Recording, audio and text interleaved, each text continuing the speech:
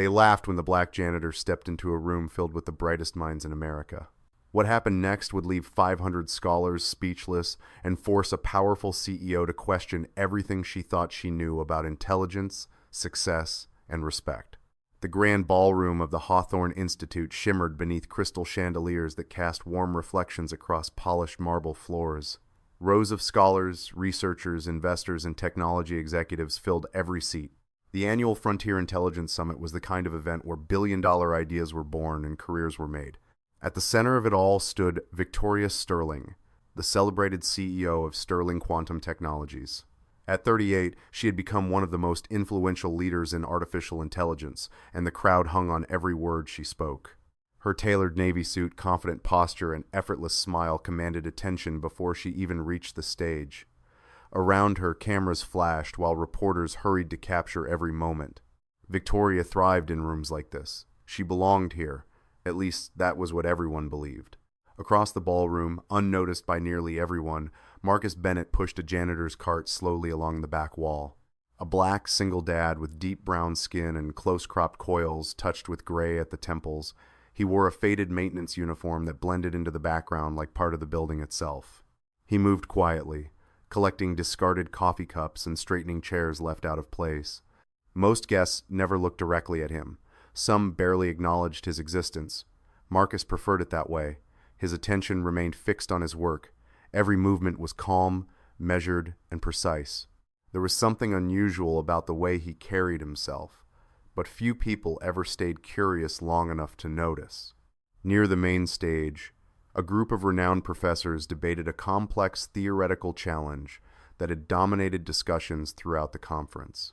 The problem involved a breakthrough framework that promised to reshape the future of machine learning. Whiteboards filled with equations lined the stage. Brilliant minds had spent hours arguing over possible solutions. None had succeeded. The atmosphere shifted between excitement and frustration.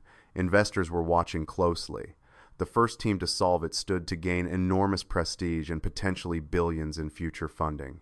Victoria stepped forward with a confident grin. "Ladies and gentlemen," she announced, "it appears even our greatest scholars are stuck." Laughter rolled through the audience. A few professors exchanged embarrassed smiles. Victoria enjoyed moments like this. They reminded everyone who was leading the future. Then her gaze drifted toward the back of the room. She spotted Marcus beside his janitor's cart, quietly replacing a trash liner. A mischievous smile crossed her face. "Maybe we're overthinking this," she said. More laughter followed. "Perhaps we should let the janitor try." The room erupted. Several attendees chuckled openly. Others turned in their seats to see the man she was pointing at.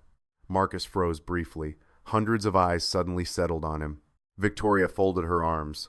"Come on," she said playfully. "Maybe he knows something we don't." The crowd laughed again, but Marcus did not react the way they expected. He did not look embarrassed. He did not look angry. Instead, his dark brown hands slowly tied off the trash bag he was holding and placed it neatly inside the cart. Then he raised his eyes toward the stage.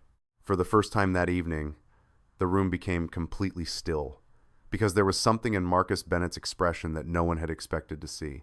It was not fear. It was not confusion. It was recognition. For a long second, nobody spoke. The laughter that had filled the ballroom moments earlier faded into an uneasy silence. Marcus Bennett stood beside his janitor cart with one hand resting lightly on the handle. The bright lights above reflected across the polished floor, and 500 pairs of eyes remained fixed on him. Victoria Sterling raised an eyebrow, still wearing the confident smile that had made investors trust her and competitors fear her. "Well," she asked lightly, "are you coming up here or not?" A few scattered chuckles drifted through the crowd. Marcus looked toward the stage but said nothing. Then he simply nodded once, not proudly, not defiantly, just calmly. The reaction surprised several people. Most expected him to refuse. Others expected him to look embarrassed. Instead, he pushed the cart toward the nearest wall, parked it neatly beside a service door, and returned to his work. The crowd laughed again, assuming he had chosen to walk away. Victoria smiled and turned back toward the audience. "I suppose even our volunteer expert knows his limits." More laughter followed. Yet Marcus continued working as if none of it mattered, because in many ways, it did not. While the summit buzzed with prestige and ambition, Marcus's thoughts were somewhere else entirely. 40 miles away, In a quiet neighborhood on the edge of the city, his 2-year-old daughter Nia was finishing her after-school science club. At exactly 5:15 every evening, the black girl with warm brown skin and carefully braided hair waited outside Jefferson Middle School. At exactly 5:25, Marcus arrived to pick her up. He had never missed a pickup, not once. The thought brought the faintest hint of a smile to his face. Years earlier, life had looked very different. Before the maintenance uniform, before the long shifts, before the silence. Back then, Marcus had spent his days surrounded by books, research papers, and classrooms. He had lived inside libraries and laboratories. Colleagues once described him as brilliant. Some called him gifted. Others simply called him obsessed. But none of those titles mattered after the night everything changed. When his wife Aisha passed away after a sudden illness, the future he had built collapsed quietly around him. Opportunities disappeared. Research projects were abandoned. Academic awards collected dust inside storage boxes.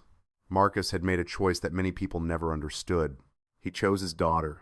While former colleagues chased recognition, Marcus learned how to braid Nia's hair, pack lunches, help with homework, and comfort a grieving child through sleepless nights.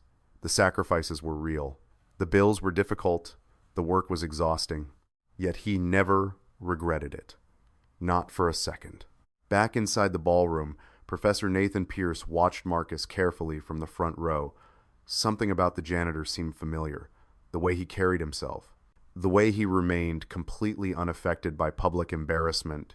Nathan frowned slightly, but could not place the feeling. Nearby, a group of graduate students whispered among themselves. "He looks way too calm," one said. Another shrugged. "Maybe he just does not understand what is happening." Nathan kept watching.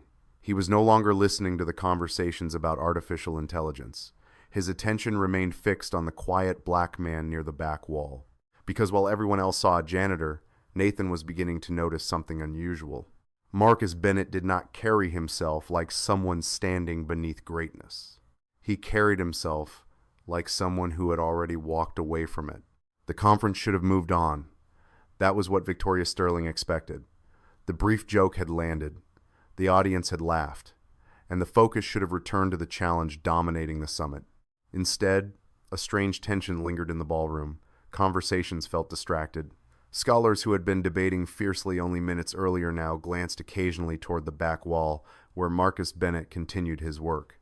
On the giant screen above the stage, the unsolved problem remained displayed in bright white text against a black background. It represented the culmination of nearly 3 years of research. Universities across the country had contributed data. Technology firms had invested hundreds of millions of dollars. Venture capital groups had quietly pledged more than $8 billion in future funding to whichever organization could transform the theory into a practical framework. The challenge was not merely academic. Whoever solved it would influence the future direction of artificial intelligence for decades. Victoria stepped toward the screen once more. "Let us focus on the real experts," she said confidently. The audience nodded. Several professors returned to their notes. A panel of specialists gathered around an electronic whiteboard. Equations appeared, models were proposed, assumptions were challenged, yet every path led back to the same obstacle. 20 minutes passed, then 30. The room slowly shifted from excitement to frustration. One researcher argued for a probabilistic solution. Another dismissed it immediately. A third proposed a hybrid framework. That idea failed within minutes. The debate grew more complicated with every attempt. Victoria folded her arms and listened carefully, though even she could see the growing uncertainty. The investors sitting near the front exchanged worried looks. Every failed proposal represented another reminder that nobody had solved the puzzle. Near the back of the room, Marcus finished replacing a trash liner and quietly moved toward a refreshment station. As he passed one of the side monitors, his eyes drifted briefly toward the equations. Only for a moment. Then he continued walking. Professor Nathan Pierce noticed. Something about the expression on Marcus's face caught his attention. It was subtle, barely visible, yet Nathan could have sworn the janitor looked puzzled. Not intimidated. Not confused. Puzzled, as though he had noticed something everyone else was missing. Nathan frowned. He watched Marcus disappear behind a row of chairs. A few minutes later, another proposal collapsed under scrutiny. Groans echoed through the ballroom. One professor rubbed his temples. Another closed his laptop with visible frustration. Victoria forced a smile. "Well," she said, "innovation has never been easy." Polite laughter followed, but the confidence in the room had weakened. Then something unexpected happened. A young researcher near the front accidentally dropped a stack of printed notes. Pages scattered across the floor. Marcus happened to be nearby. Without hesitation, he bent down and helped gather them. Most people would have handed the papers back without looking. Marcus glanced at one page for less than a second. Then he paused. His eyes moved toward the stage. The researcher noticed. "Something wrong?" he asked casually. Marcus hesitated. "Maybe nothing," he said softly. "It is probably not important." The researcher laughed. "Trust me, at this point everything is important." Marcus studied the page once more. The ballroom buzzed with arguments and competing theories. No one paid attention. No one except Nathan Pierce. Because from across the room, the professor saw Marcus staring at a single line of equations. And for the first time all day, the quiet janitor looked genuinely concerned. The young researcher adjusted his glasses and looked down at the page in Marcus's hands. "You see something?" he asked with a nervous laugh. Marcus immediately shook his head. Probably not. He handed the paper back politely and started to walk away. But before he could take more than 2 steps, Professor Nathan Pierce appeared beside him. "What did you notice?" Nathan asked. Marcus stopped. The question hung in the air. Nearby conversations continued, but Nathan's attention never wavered. Marcus glanced toward the stage where experts were still debating the impossible challenge. "It is nothing," he said quietly. "Just a thought." Nathan studied him carefully. "Humor me." Marcus hesitated. For a moment he looked almost uncomfortable, not because of the mathematics, but because of the attention. Finally, he spoke. "The assumption on page 32. The young researcher blinked. "What about it?" Marcus pointed gently toward a single equation. "Everyone keeps treating it as a fixed constraint." "Because it is a fixed constraint," the researcher replied. Marcus's expression remained calm. "Only if the initial training conditions remain isolated." The researcher frowned. Nathan narrowed his eyes. Neither man spoke for several seconds. Then the researcher laughed. "That would never work." Marcus nodded politely. "You are probably right." He started to leave again, but Nathan reached for the paper. His eyes scanned the equation. Then he looked back at Marcus, then down at the page once more. A subtle shift crossed his face. "Wait." Marcus paused. Nathan read the formula again, slowly, carefully. The noise of the ballroom faded into the background. "If the conditions are not isolated," Nathan murmured. The researcher crossed his arms. "Professor." Nathan did not answer immediately. His eyes remained locked on the page. Then, without warning, he turned and walked quickly toward the stage. The researcher looked confused. Marcus simply returned to his janitor cart. On stage, another proposal had just failed. Victoria Sterling was beginning to lose patience. The investors looked restless. Reporters checked their phones. The excitement that had filled the room earlier was fading. Then Nathan approached the panel. "Hold on," he said. The room quieted slightly. Nathan rarely interrupted discussions without good reason. One professor looked annoyed. "What is it now?" Nathan held up the paper. "I think we may have overlooked something." Several experts gathered around. Victoria stepped closer. "Another theory?" she asked. Nathan nodded. "Perhaps." One of the professors examined the equation and frowned. "That assumption is foundational." Another agreed. "You cannot simply change it." Nathan remained thoughtful. "Maybe not. But what if it was never supposed to be fixed in the first place?" The discussion immediately reignited. New equations appeared on the electronic board. Researchers began testing the idea. Calculations were run. Models were adjusted. 5 minutes passed. Then 10. The atmosphere changed. A few people stopped talking altogether. One scholar leaned forward in his chair. Another started typing furiously. The revised framework was producing results. Not a solution. Not yet. But progress. Real progress. For the first time all day, the impossible problem seemed to move.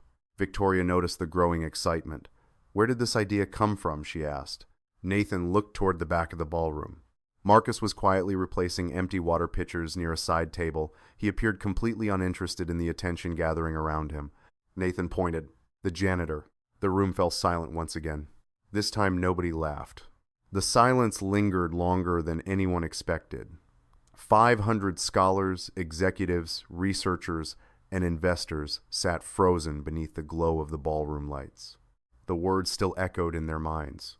The janitor, Victoria Sterling stared toward the back of the room. Her confident smile had faded slightly, replaced by curiosity and irritation. She was not accustomed to losing control of a room, especially not to someone whose name she did not even know. "You are telling me that idea came from him?" she asked. Nathan Pierce nodded. "That is exactly what I am telling you." A murmur swept through the audience. Some people looked skeptical, others looked amused, a few looked genuinely interested. Victoria crossed her arms. "One observation does not make someone an expert."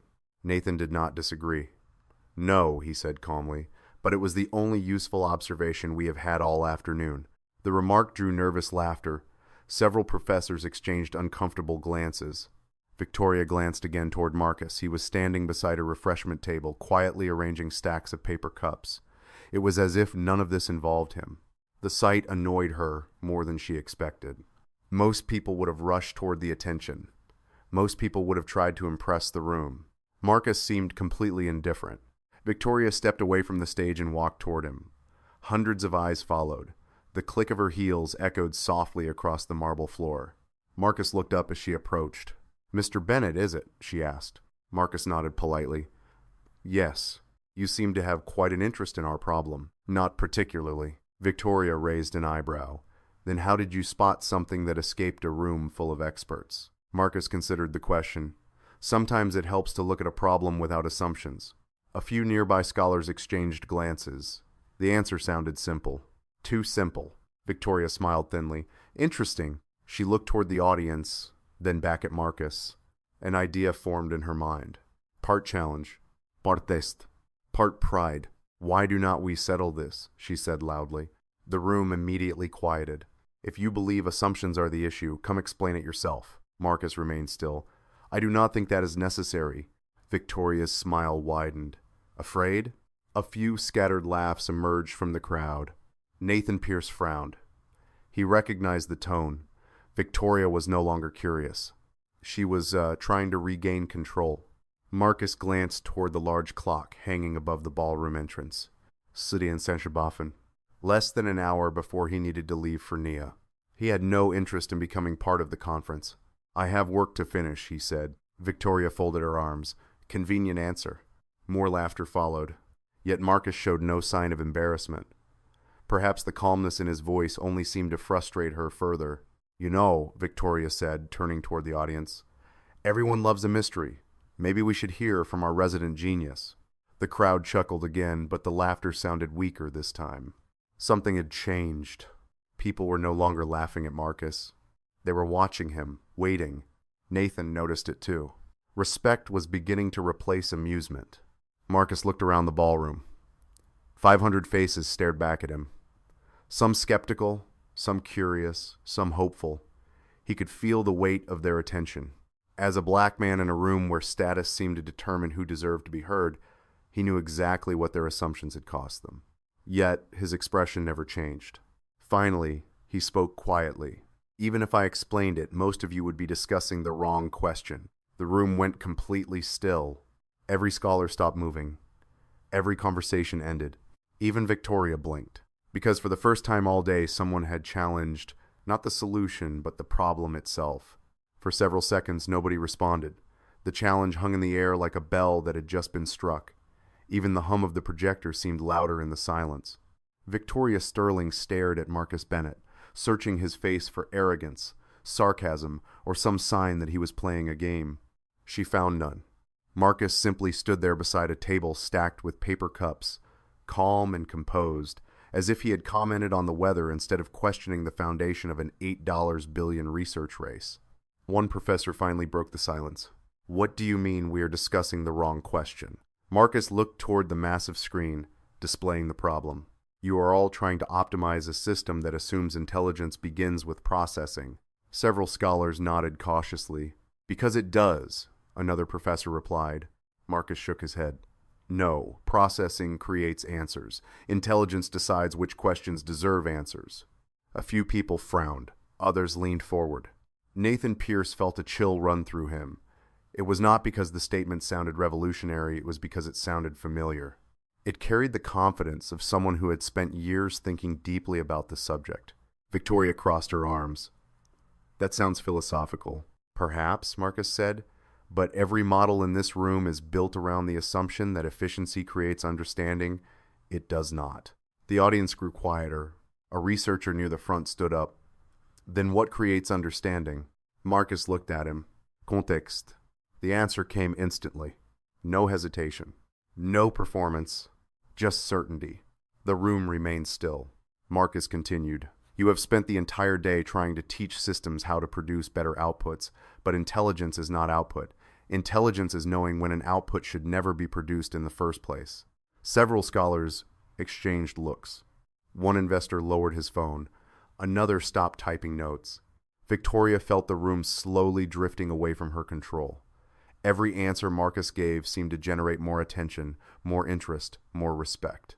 And he was doing it without raising his voice, without trying to impress anyone.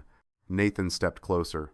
If that is true, he asked carefully, what questions should we be asking? Marcus glanced at the screen. Then he looked at the audience. 500 faces stared back at him. The ballroom felt smaller now, quieter, more focused. Instead of asking how a system learns, Marcus said, ask how it decides what is worth learning. The silence that followed felt different. Not awkward, not skeptical. Thoughtful. A professor from Stanford slowly sat back in his chair. Another scholar removed her glasses and stared at the equations on the screen as though seeing them for the first time. The energy in the room had shifted completely. Earlier they had viewed Marcus as an interruption, then as a curiosity. Now something else was happening. People were beginning to listen, truly listen. Victoria noticed it immediately. She saw respected researchers taking notes while Marcus spoke. She saw investors watching him instead of her. She saw Nathan Pierce studying him with growing fascination. For the first time all day, Victoria felt uncertain. Not because Marcus had solved the problem. He had not. Not yet. What unsettled her was something far more dangerous. He had changed the conversation. And as the scholars around the ballroom quietly reconsidered assumptions they had defended for years, Nathan Pierce found himself staring at Marcus with a growing sense of disbelief, because he was beginning to suspect that this was not a janitor speaking beyond his station. This was a scholar speaking from experience. The ballroom remained remarkably quiet. 500 people sat beneath the glow of chandeliers, surrounded by billion-dollar ambitions and world-class credentials. Yet all attention had settled on one man in a maintenance uniform. Marcus Bennett seemed unaware of the effect he was having. Or perhaps he simply did not care. He glanced once more at the clock above the entrance. 4:47. Every minute mattered. Nia would be waiting soon. Victoria Sterling noticed the glance. You seem distracted, she said. Marcus offered a polite smile. I have somewhere to be. A few people laughed softly, but the sound quickly faded.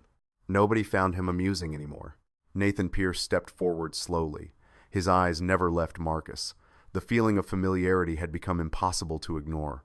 Something about the man's voice, his mannerisms, even the structure of his explanation stirred old memories buried beneath decades of research and academic politics. Nathan searched his mind desperately. Then he froze. A single memory surfaced.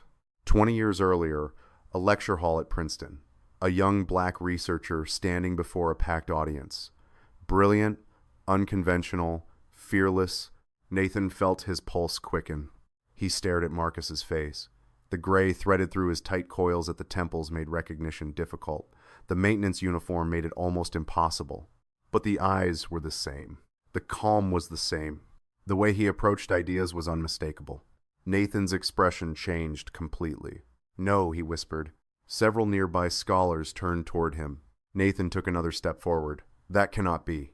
Marcus immediately recognized the look. His shoulders lowered slightly, almost resigned. Nathan stared at him. Marcus Bennett. Marcus nodded once. Nathan looked as though the floor had shifted beneath him. Professor Marcus Bennett. The question rippled through the ballroom. Conversation stopped instantly. Several professors frowned in confusion. Others looked stunned. Victoria blinked. Professor? Nathan barely heard her. His attention remained fixed on Marcus. You published the Bennett Context Framework. Silence. A scholar near the front gasped softly. Another researcher sat upright so quickly that his chair scraped against the floor. Nathan continued. the framework that influenced adaptive learning systems before modern machine learning even existed. More faces changed. More recognition appeared. Marcus said nothing. Nathan shook his head in disbelief. You disappeared. The room felt frozen. Victoria looked around and saw something she had not expected. Respected researchers were staring at Marcus with astonishment. One older professor removed his glasses. Another whispered something to the colleague beside him. A young graduate student pulled out his phone and began searching frantically. Within seconds, his eyes widened. "Oh my God," he whispered. Victoria heard him. "What?" The student looked up. "His papers are still cited everywhere." Another researcher joined in. "I studied his work during my doctoral program." "So did I. Everyone did." The comments spread through the audience. Not loudly, almost reverently. Like people discovering that a forgotten legend had quietly walked into the room. Victoria felt a knot tighten in her stomach. She looked back at Marcus. The janitor uniform suddenly seemed irrelevant. Nathan's voice softened. "You were supposed to become one of the most influential minds in the field." Marcus looked down briefly. Life had other plans. The answer carried no bitterness, no regret, just acceptance. And somehow that made the room even quieter, because while everyone else was beginning to understand who Marcus Bennett had been, they were only now beginning to understand who he had chosen to become. The atmosphere inside the ballroom had transformed completely. Earlier, people had come to witness a competition among experts. Now, they sat in stunned silence, watching a man they had overlooked for hours. The title on Marcus Bennett's uniform no longer mattered. The maintenance cart standing quietly near the wall no longer mattered. What mattered was the realization spreading across the room. They had not been listening to a janitor. They had been listening to one of the most influential thinkers many of them had studied without ever expecting to meet. Nathan Pierce slowly shook his head. "I cannot believe it is really you." Marcus offered a small smile. "It has been a long time." Several professors moved closer. Questions filled their minds. Curiosity replaced skepticism. Respect replaced amusement. Victoria Sterling remained silent.